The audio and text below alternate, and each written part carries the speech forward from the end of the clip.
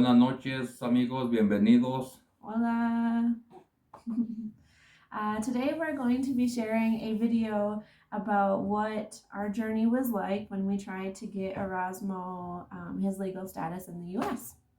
This is a question that we have been asked frequently, very often, about what that was like and why didn't he get it and why aren't we in Minnesota living like we had hoped to. Everybody seems to think that when you marry a U.S. citizen and you're not a U.S. citizen, that you just automatically get citizenship or your green card or some kind of legal status. And you don't. That is a really big myth that's been going around for a very long time. That hasn't happened in a long time. And so we're going to talk about what you actually have to do as a U.S. citizen if you decide or just fall in love with someone who isn't a U.S. citizen, what the process was for us at that time to try and get his status changed. So yeah, I think I explained it. Most of this video is going to be in English, but I'm going to put Spanish subtitles on there for anybody who is interested in the Spanish as well, because this is already a little difficult in the video. So we'll just keep it basic conversation between us and you guys. All right? All right. So Erasmo and we got married back in 2009. 2009. Yeah. And we immediately started paperwork to change your status in 2010. Yep. Right? We just wanted to do everything right. We knew that he should have legal status in the U.S. And I don't know, we just, right away, it was just a no-brainer. We just wanted to hurry up and start it. And we knew it was going to take a long time. So it did. It took 2 years from the time that we mailed in the first paperwork until we got his interview. It was a 2-year process for us. And what we started with was we filed Form I-130, which is a petition for an alien relative.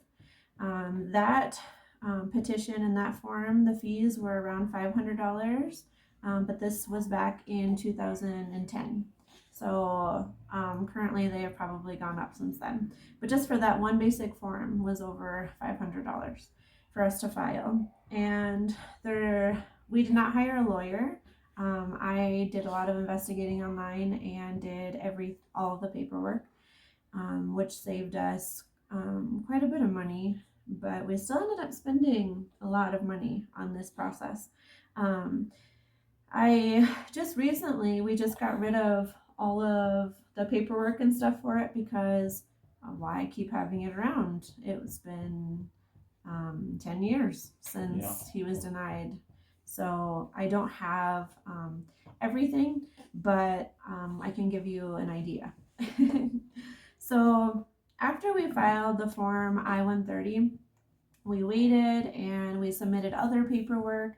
He had a co-sponsor, which was a family member of ours. We had to fill out more forms and pay more fees. And eventually, we just kept checking the status on the internet, waiting for the interview. And all of a sudden, we got a letter in the mail saying that you had an appointment on a certain day. And we were so excited, so excited. And so we decided that Erasmo needed to go back to Mexico, because in the letter it said that his interview was in Ciudad Juárez, right? Yep. And so him and our oldest daughter Paloma went back to Mexico. They drove down. He quit his job. Me and our oldest son stayed in Minnesota and just prayed and was hoping for a good outcome. They traveled down to Mexico safely. They got to visit family, and then Erasmo went to his interview. When Erasmo went to his interview, he busted to the border, and then he had a bunch of stuff to do while he was there. When you go to your interview, you also need, before that, You need to have a medical exam. You need to have chest x-rays, fingerprinting, pictures taken, all kinds of stuff to make sure you are who you say you are and that they have proof of your identity and proof of your health, right? Yep. So he did all of that and paid all of those fees. How much was it for the doctor's appointment over there? I think like Something, just an estimate. something like 12,000 pesos. Okay. So we keep talking about the price of everything because it is really expensive, whether you use a lawyer or not, to ask for a relative to be a citizen or your spouse. It is really, really expensive. So he did all of that stuff, and you went to your interview. You want to share a little bit what that was like, going from being outside and waiting until it was your turn and going in, and what it looked like? Well, it looked like United States inside. Oh, did it? Yeah, Mhm. like Was there a lot of people outside? a lot of people. Yep, a lot of people Okay. outside waiting, and then we just on the line and just keep going and moving. We got inside, they closed the door, and then we went inside. Yes, it was like I was nervous, and there's just a lot of securities there telling us what to do, and we just got inside, and then we sat in chairs, and everybody had a number on the paperwork. Okay. So they you show the paper and say, oh, you go that way, and I was just really nervous there. You don't know what you can be looking at, and then they pass you there, and you sit on chairs, and you just wait and wait there for your turn. Well, it's a really big appointment. It's like the turning point in the rest of your life. So, Yes. I can understand. Probably you and everybody there was really nervous.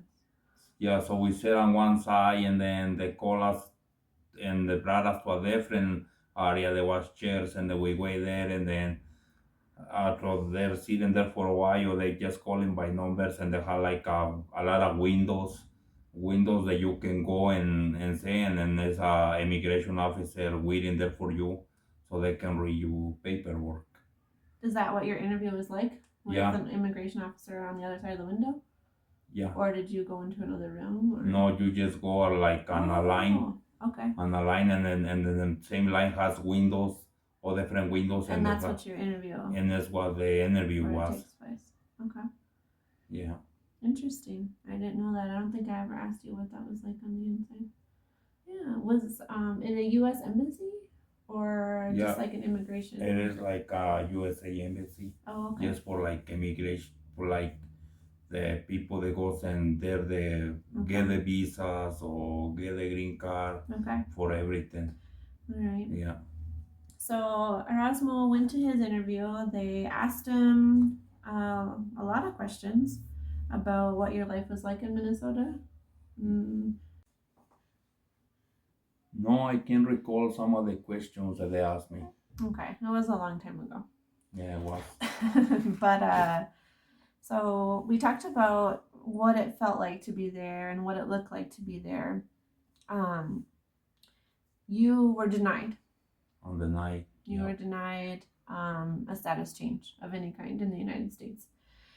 And with that denial, they said that you could have possibly been a coyote.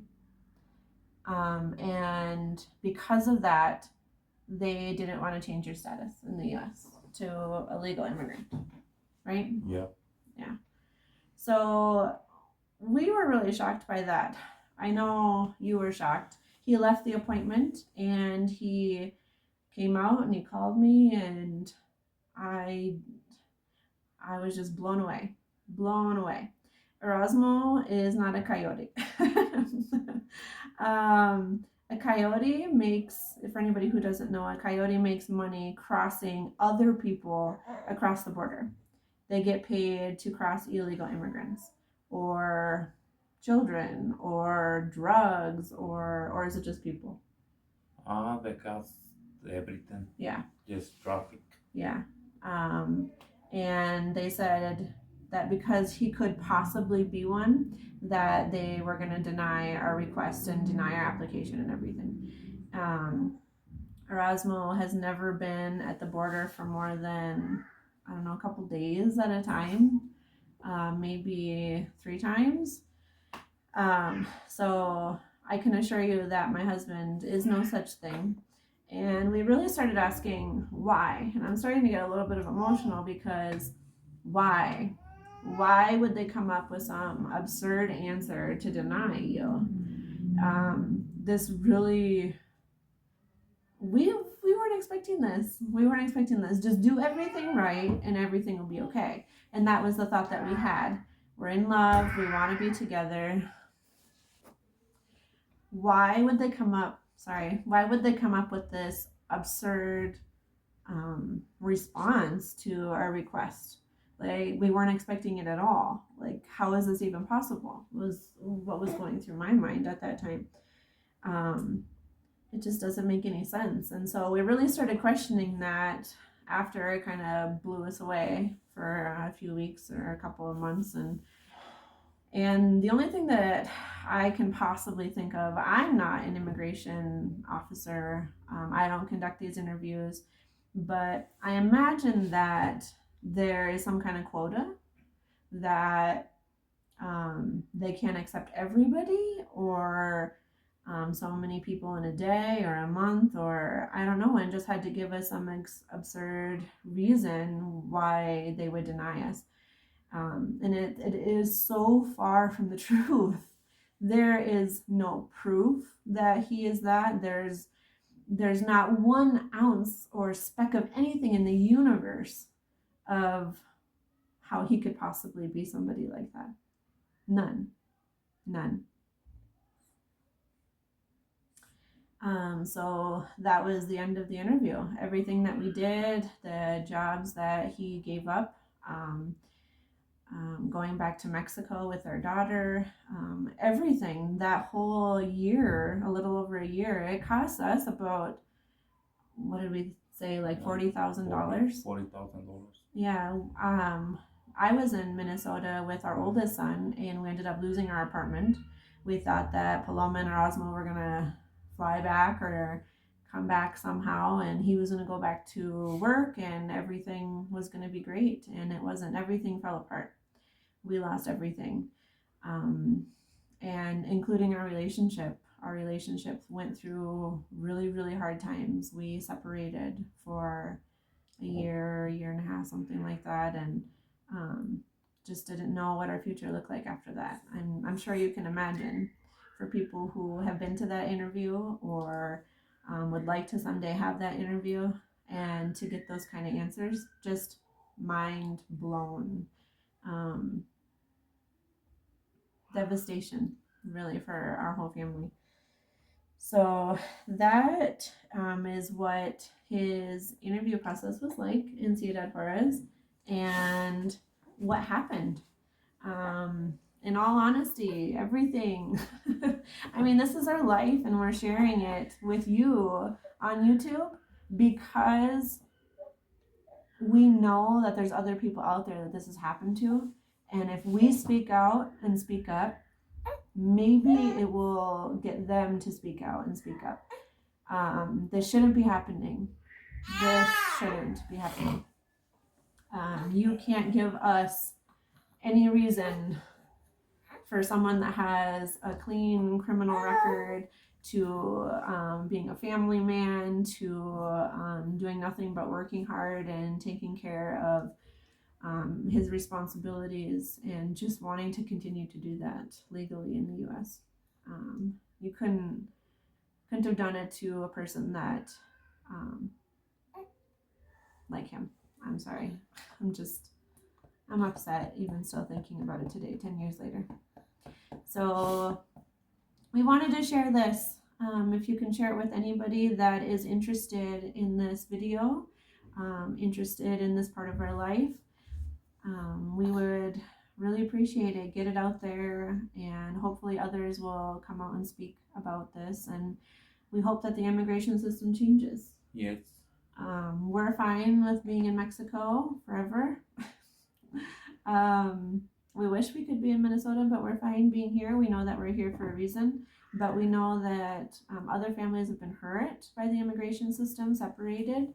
And in a future video, we will be talking about where our life took us after that.